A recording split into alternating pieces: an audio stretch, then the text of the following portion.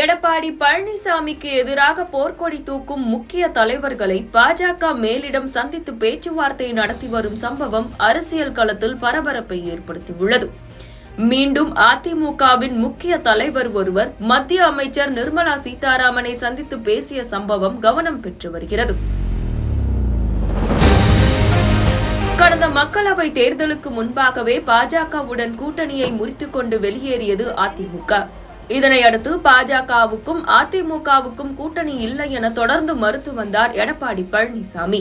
இப்படியான சூழலில்தான் கடந்த மாதம் மத்திய உள்துறை அமைச்சர் அமித்ஷாவை ரகசியமாக சந்தித்து பேசினார் எடப்பாடி பழனிசாமி.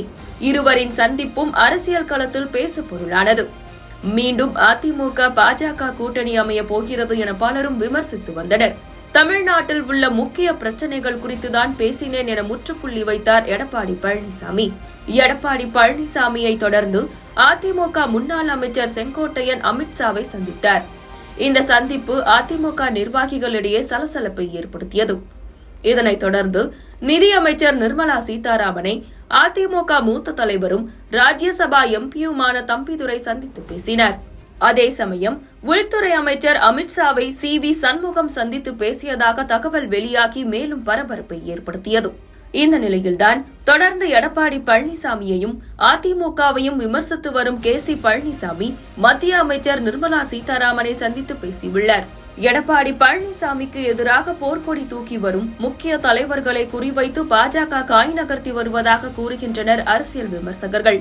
இப்படி தொடர்ந்து அதிமுகவின் முக்கிய தலைவர்களை மத்திய அமைச்சர்கள் சந்தித்து வரும் சம்பவம் தமிழக அரசியல் களத்தில் பரபரப்பை ஏற்படுத்தி வருகிறது.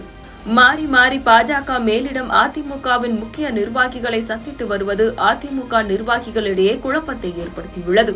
விரைவில் எடப்பாடி பழனிசாமி இல்லாத அதிமுக புதிய அணியை உருவாக்க பாஜக திட்டம் போட்டு வருவதாகவும் அதற்கான விடை விரைவில் தெரிய வரும் என்கின்றனர் அரசியல் விமர்சகர்கள்.